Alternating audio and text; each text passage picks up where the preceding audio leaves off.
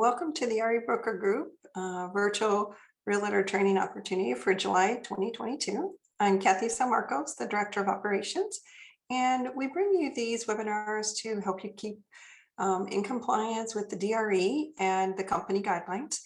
And in addition, we want to highlight vendors that have great services to provide. So we're going to ask that you, any questions or comments, if you want to put them in the chat, they will be addressed throughout the webinar. And we try to keep these to about 30 minutes, so we'll do our best. So let's go ahead and get started. Sarah, next. Okay, so the REeBroker Group is a member of over 60 associations throughout California. Each of those have different MLS systems. What we find is the CRMLS system is one of the ones that is most widely used throughout California. A lot of the associations filter through to this platform. So we're going to highlight this one because what we're seeing this year is that they're not very forgiving on violations. And so in order to help you avoid the violations, this is what we're going to focus on. We just had an agent this week. She used someone else's photo in her listing, and yesterday she paid a $1,500 fine. So they're not very, like I said, very forgiving on these. We did have back in April, one agent didn't follow these guidelines. It was a Friday. We didn't receive the notification. And by Monday morning, several of the agents throughout the company had their access canceled due to one agent's negligence on keeping her listing up to date. So, which brought several $100s in fines to her as well. So those are not fines that the REeBroker assesses. It is fines that the MLS is assessing. So we don't have any control over that other than guiding you to keep your listings in compliance. So here we do have the link regarding the citation policy. You can go to that website to find out more information there, but we're just going to highlight some of the different statuses and to help you understand the difference. So in the CRMLS system, listing agents do not have the ability to move a listing to canceled status in the MLS. Only the broker or the office manager can cancel a listing. As we supervise listing agents, we need to make sure to remind you that the withdrawn status is not the same as a canceled status. Next.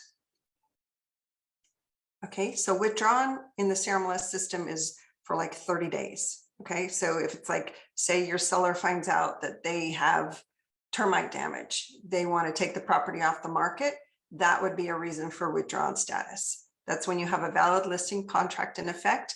However, the property is currently not being marketed.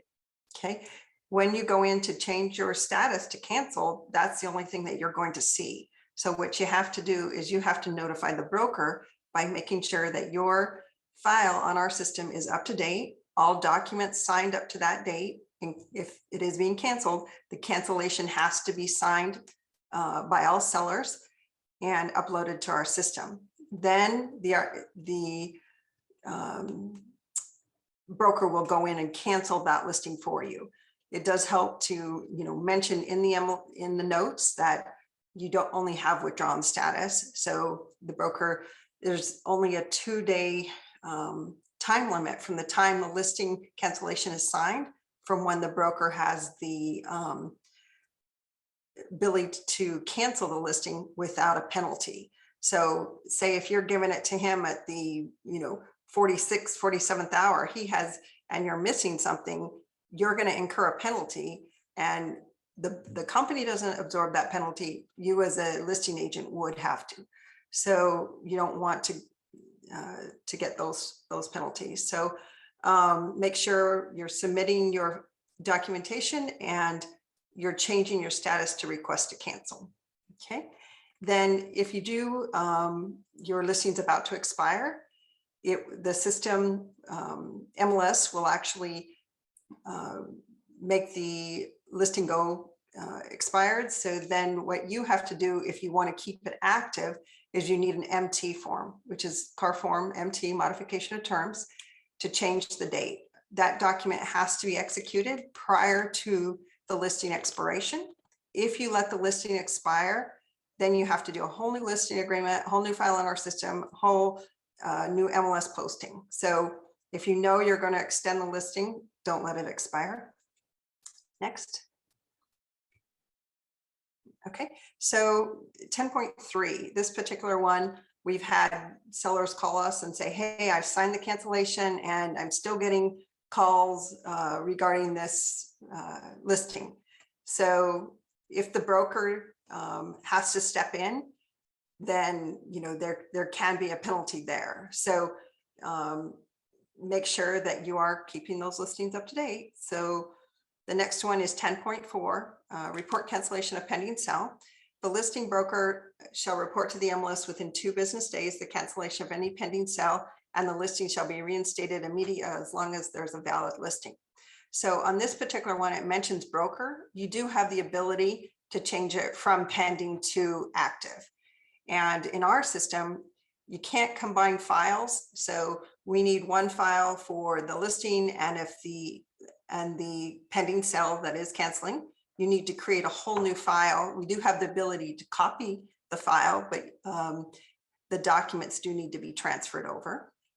Okay, the next one is refusal to sell. If the seller of any listed property filed with the MLS refuses to accept an offer satisfying the terms and conditions stated in the listing, such facts shall be transmitted immediately to the MLS and to all participants. So actually yesterday we had one agent, very experienced, called me and says, hey, what do I do? The seller wants to cancel, we're in escrow. And actually that's happened quite a bit lately, especially when we had less properties for sellers to purchase. So with this particular one, we went over all of the car information. The agent had to notify that seller that it's a breach of listing car legal letter that states that the seller could potentially be sued and still owe the commission. So we don't know where that one's going to go. So next. Okay, so in our library, we do have a checklist for expired or canceled transactions, so you can follow that. And the listing cancellation must be, as I mentioned, completely signed, dated, and uploaded to the transaction file. And you want the file status is changed to request for cancel.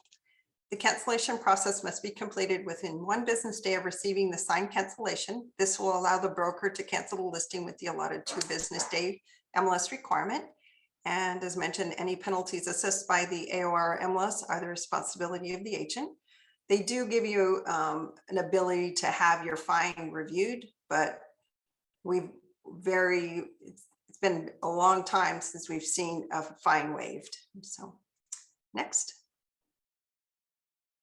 Okay, so the next thing that we wanted to highlight is AVID practices. So the agent visual inspection. And when there's a legal issue, the agent's AVID is highly scrutinized. And so you want to make sure when you're completing that document that you complete it in this with some of the suggestions that we have here. One of the things that we notice is some agents will think that, hey, I'm using the listing agent's AVID. Well, you have the company requirement is that each agent have their own AVID. So if you're using the AVID, consider not writing any disclosures on the TDS in sections 3 or 4. Okay.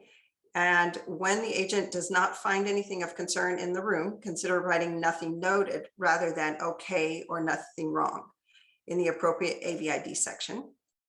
And then regarding page 3 of the AVID, the other observed or known conditions not specified above, this line is not a catch-all for items that the agent has noticed that are outside the limited visual inspection standard of care of the AVID. For example, do not list square footage discrepancies, neighborhood hearsay, etc. Next. Okay, consider replacing numbers with the optional word some. Example, rather than 12 cracks noted at the home's exterior walls, disclose some cracks noted at home exterior walls. And then when noticing the strong odor in the home, consider disclosing obvious odor noted. Do not diagnose the issue. Okay. When a room is extremely cluttered, consider disclosing extensive personal belongings, prohibited a visual inspection of this area. This disclosure strategy can also include obstructions of the house's exterior due to vegetation or debris.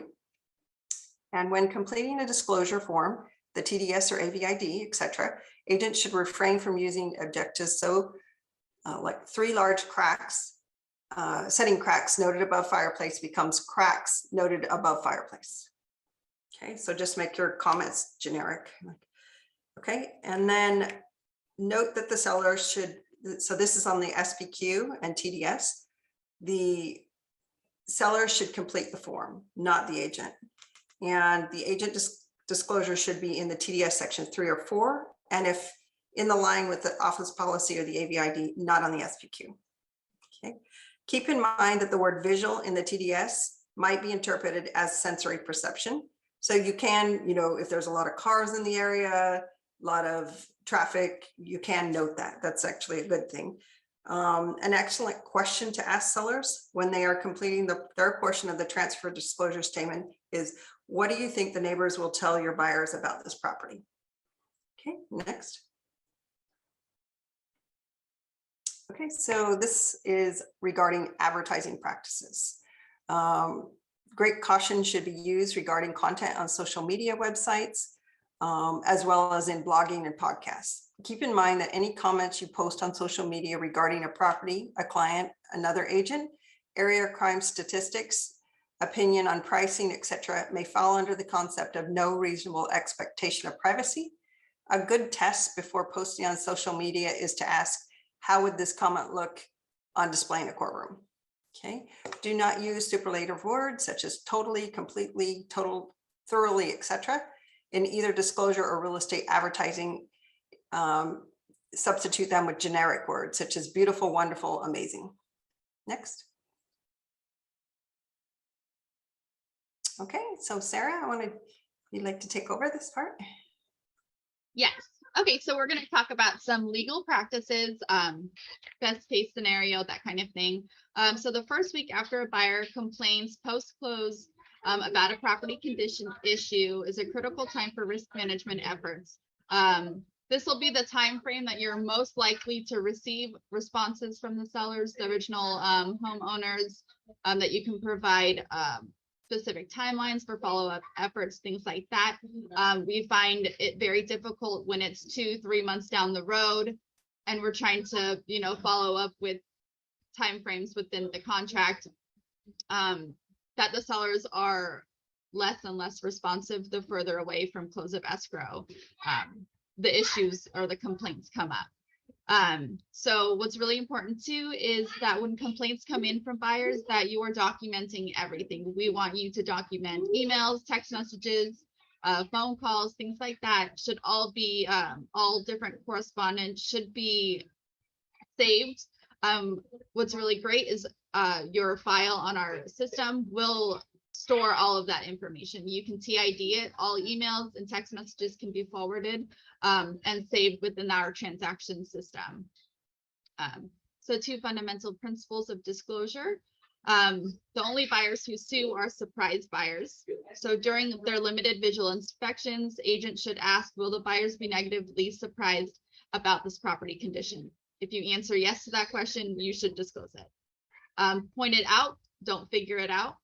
So agents, as you're inspecting the property condition, if a certain condition is of concern, you should bring it to the client's attention, but you should not diagnose the issue. So for example, a stain noted at the ceiling due to a roof leak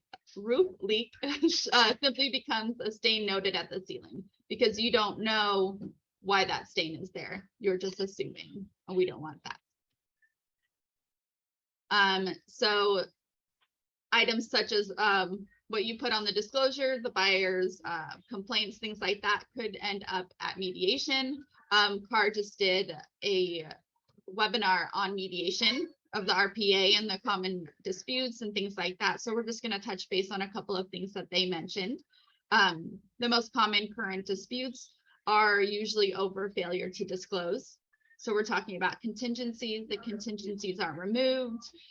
There's lack of understanding of the RPA by the sellers or the buyers.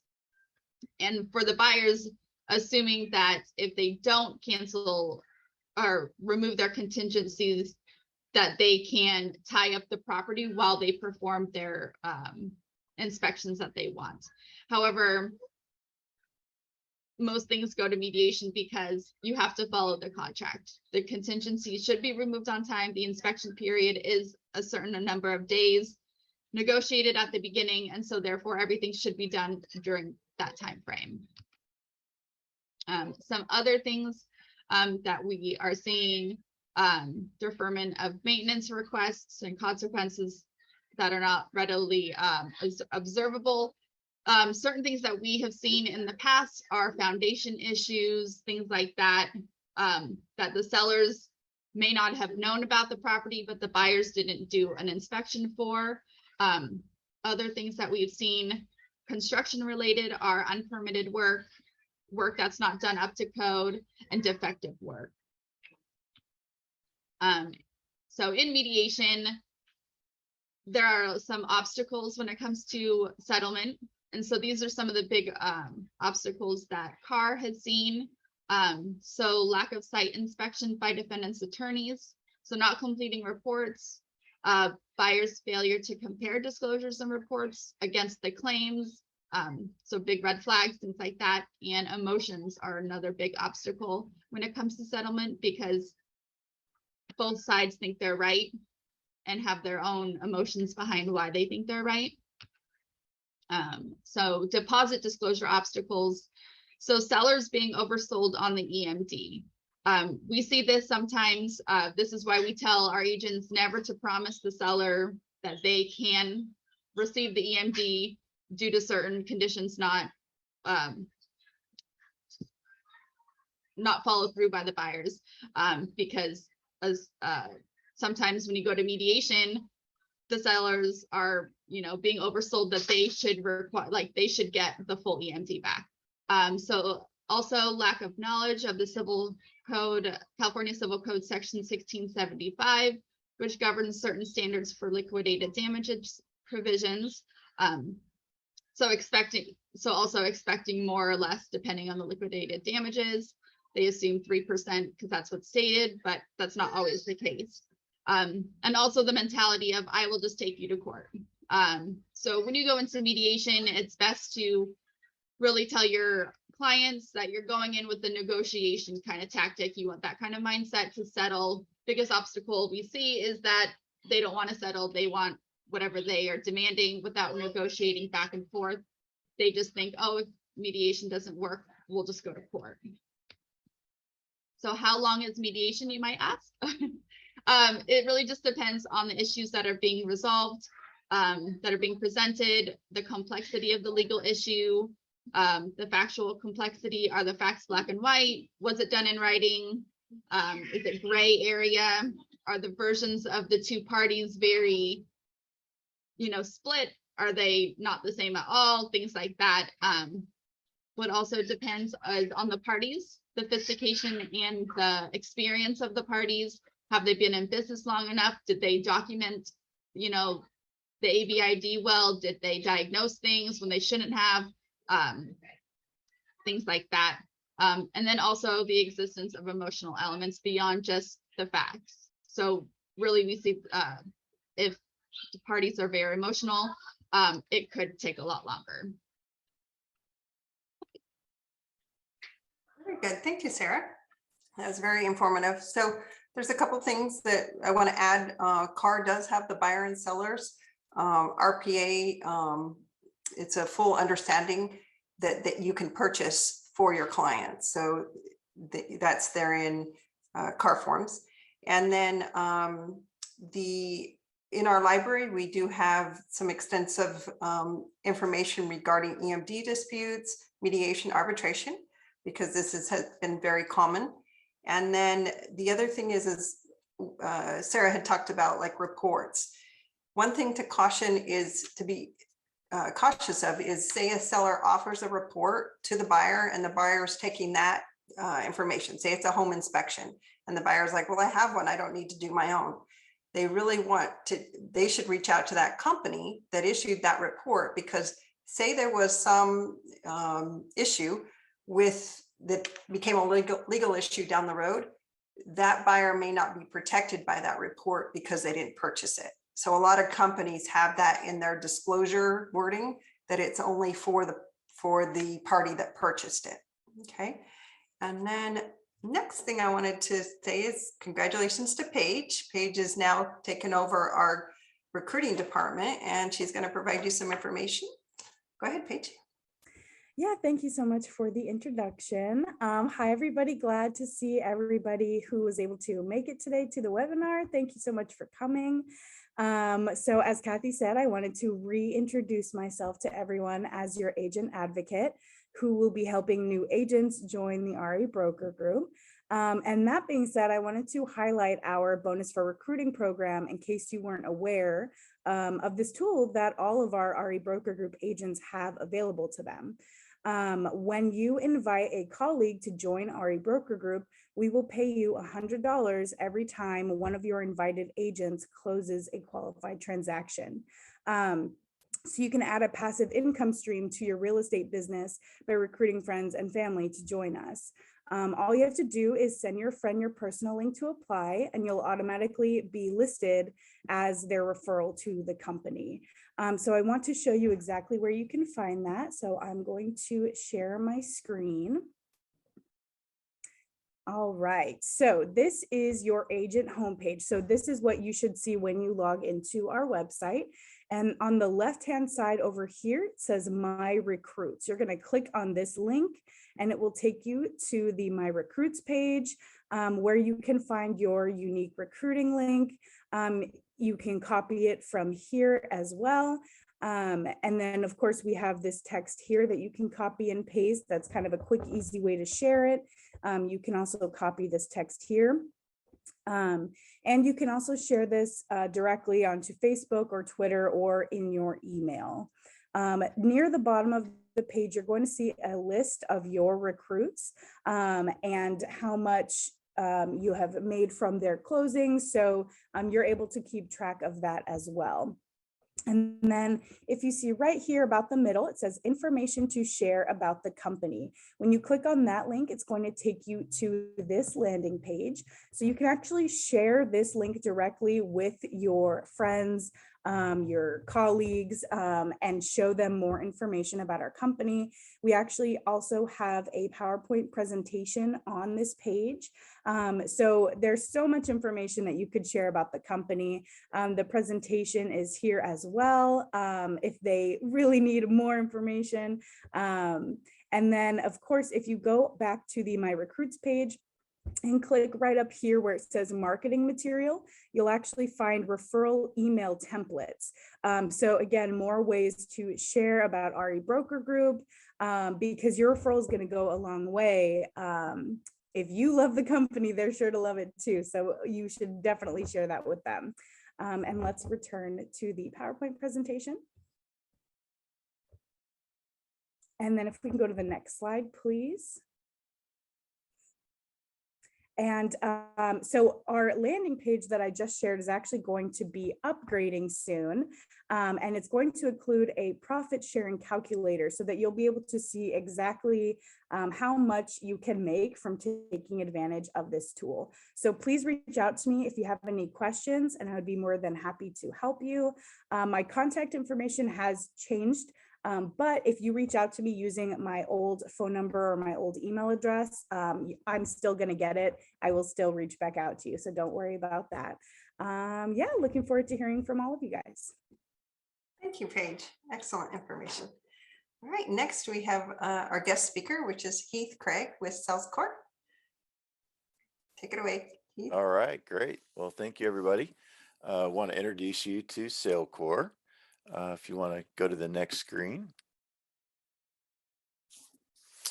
All right, well, Salecore is a powerful real estate marketing platform that we offer to the REeBroker agents at a special price that I'll be going over with you.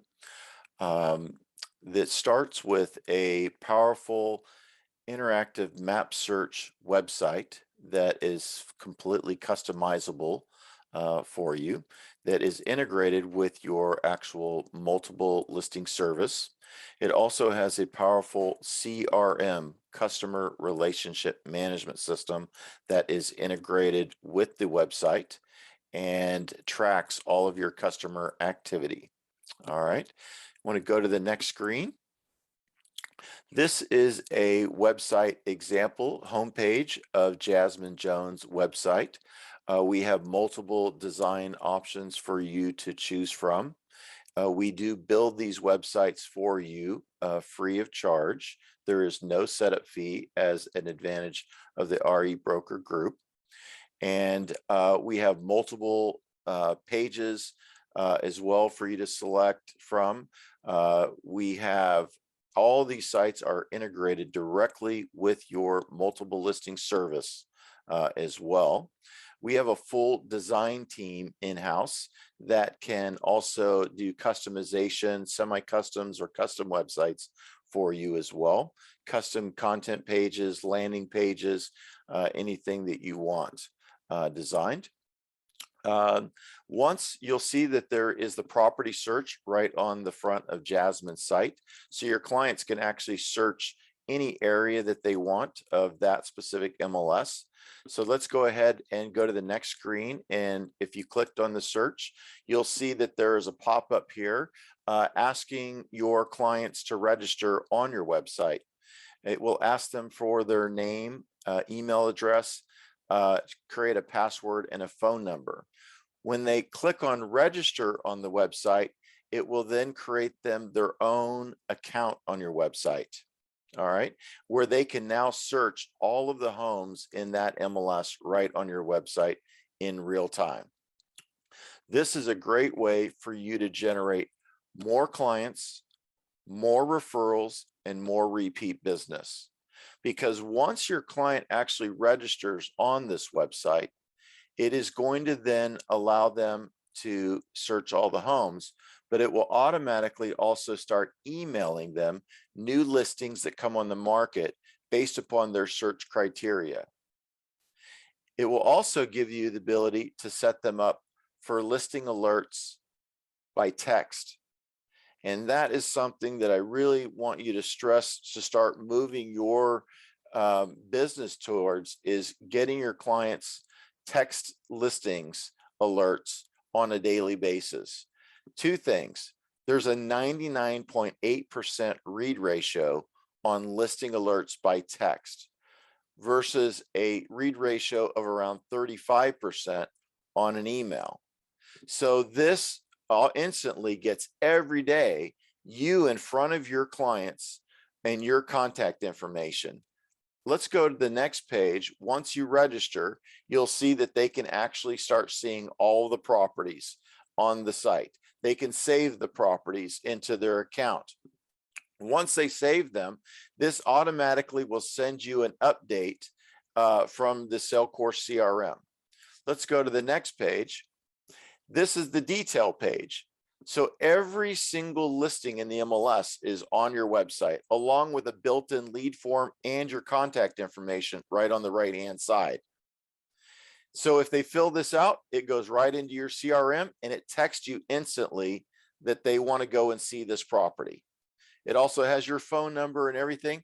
And up at the top left-hand corner, there's the ability for them to share your listings on the website with their friends and family using the social media tools, or they can email directly from the listing as well.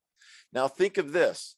What if your client shares this listing on Facebook with their friends and family on their page, and those friends and family click on this listing detail page? It's going to ask the friends and family to now register. Now all of a sudden you've just generated a referral from your website by your clients sharing that listing with their friends and family, either by social media or email or by text. Same thing. You're texting your clients every day new listings that come on the market from your website. If they forward those texts to their friends and family, it asks them to register. you generate another referral. So your website is becoming this ability for you to go out and refer your business to their sphere. Let's head over to the next screen. This is a great way to generate more traffic to your website. We have a built-in blog that is automatically updated to your website with all the new articles. We have the writers that write the articles. We have the designers that design the layouts for them. And then we have the web designers that publish these articles right to your website every month. So we're producing 2 to 3 new articles every month. And then those are also created as email marketing campaigns inside the Salecore CRM. So you can set all of your entire contact database to be emailed every month, a new article that comes onto your website. And you can then share these articles onto your social media, just like you can share your listings onto social media. Now this creates more traffic, more viewers back to your website, and ultimately you want them to start searching for homes and referring you more of their friends and family. Let's go over to the next slide. This is what we call the Salecore activity dashboard in the actual CRM, customer relationship management system. You see my name there on the top, or on the contact activity. You can track every single one of your clients on the dashboard. It will tell you what properties they're looking at, what properties they saved, what properties they viewed from an email, what properties they viewed from a text. It tracks every single piece of activity of every one of your clients. It also has on the left-hand side a contact management system with grouping, so you can import all your contacts into the system. That's ultimately what I want you to do once we get your website up, is I want us to help you import all of your past customers, all of your friends, everybody that you know. Anytime you ever meet somebody, add them into your Salecore CRM, set them up for the auto drip campaigns on the next screen. This is the listing alerts. So you can track and set up automated listing alerts on your Salecore CRM. You can track all the listings, but you can send them listings just like you log into the MLS. Well, now you can log into Salecore CRM and text your clients listings, or email them listings, or share them with listings right from the Salecore system, and you can track all of that activity. This is, again, another great way for you to get inventory in your website out to your clients automatically or manually, however you want. Let's go to the next slide. This is the email marketing campaigns. This is a must. So you import all your contacts into the CRM. Then you set them up for what we call the holiday campaign. This is what we call the warm and fuzzy. Can you imagine getting emailed or texted every month of new holidays that are coming up automatically, along with all of your contact information and links back to your website to view the blog or see new listings, right? It's all there. This is the same for the articles. Every article will automatically go out to your clients every month, all branded with you and your contact information on every single email, and drives them right back to your website to start searching for real estate. I recommend in your signature also always asking for referrals there, but we also have automated referral campaigns that will even ask for referrals on a recurring basis every three months. So that can be set up as well. I highly recommend it. This system tracks all of the views of every single client that viewed every single holiday campaign or article campaign as well. If you have the text marketing platform in Salecore, this has what is called conversations. So you can actually text your clients and they can text you right from the Salecore CRM. If they call your text number, it goes right to your cell phone as a phone call. Okay, so I highly recommend you start looking at using texting as a piece of your marketing efforts to generate more business, more clients, and more referrals. Let's go to the next slide. Okay, this is the pricing plan. I want to show you that up top, salecore.com/REeBroker is the landing page that you can go to, and it will have the pricing. It has a demo for you to view. It has website examples for you to view. And there's a lead form for you to fill out if you want to get set up, or you might want to schedule a personal demo. Again, want to thank you. If you need anything, just let us know, and we're here to help you get set up and running, generating referrals. Very good. Thank you, Heath. So team, that is, Salecore is a preferred vendor with the REeBroker Group. So as Heath mentioned, you can go to that direct URL, or you can go to your home page, scroll to the bottom, and Salecore's a link to their information is there as well. So doesn't look like we have any questions at this time. Is there the anniversary information, Sarah? Is that on here? So the REeBroker Group we are having our 17th anniversary next week. And so we will be limited staff on Tuesday and Wednesday for about 2 hours. So if you experience a delayed response from us, just know that we are giving our team time to do a celebration. And I just wanted to, say to our team here, we have some very experienced team members that have been with the company a long time, like Sarah is going on 7 years, Paige is 3.5, and actually tomorrow is my 13th year anniversary. So you do have a lot of experienced people here at the company that you can rely on. So whenever you need us, here's our contact information. We'd be happy to help you. And we look forward to seeing you at the next event next month. Have a great day.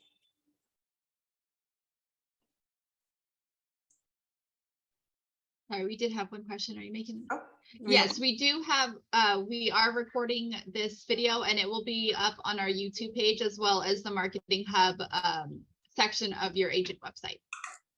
So. All right, team. All right.